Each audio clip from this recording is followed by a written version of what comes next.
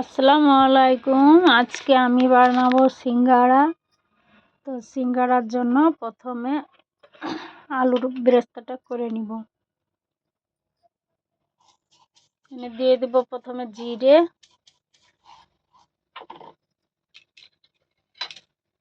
কাঁচা লঙ্কা, কেটে রাখা পেঁয়াজ,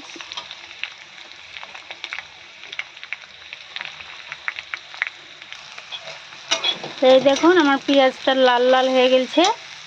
এর মধ্যে আমি দিয়ে দেবো বাদাম। বাদাম আর পেঁয়াজটাকে আমি খুব ভালো করে ভেজে নেব।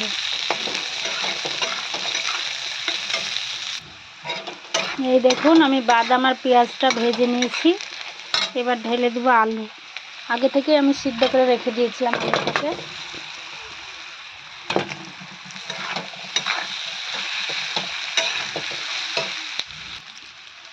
এবার দিয়ে দেবো লবণ, হলুদ আর জিরে গুঁড়ো।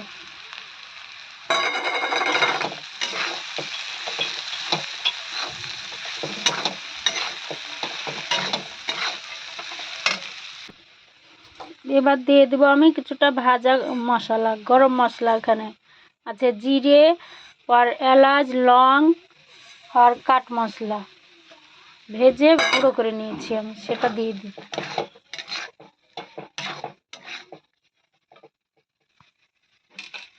এবার উপর দিয়ে ছড়িয়ে দেবো ধনে পাতা কুচি।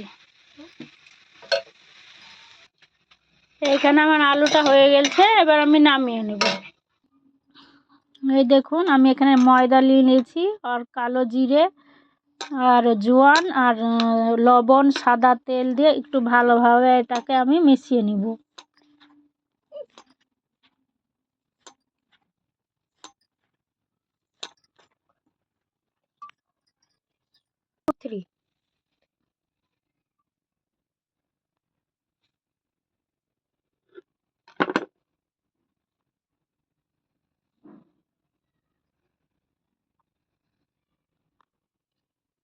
এই দেখুন এইভাবে আমি কাকটা বানিয়ে নিয়েছি। এবার ভিতরে ভরে দিচ্ছি।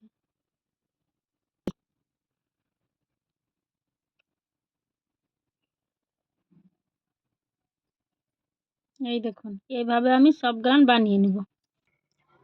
এই দেখুন এখানে আমি কড়াইতে তেল বসিয়ে দিয়েছিলাম, তেলটা আমার গরম হয়ে গেছে। এবার আমি সিঙ্গাড়াগুলো ভেজে নিব।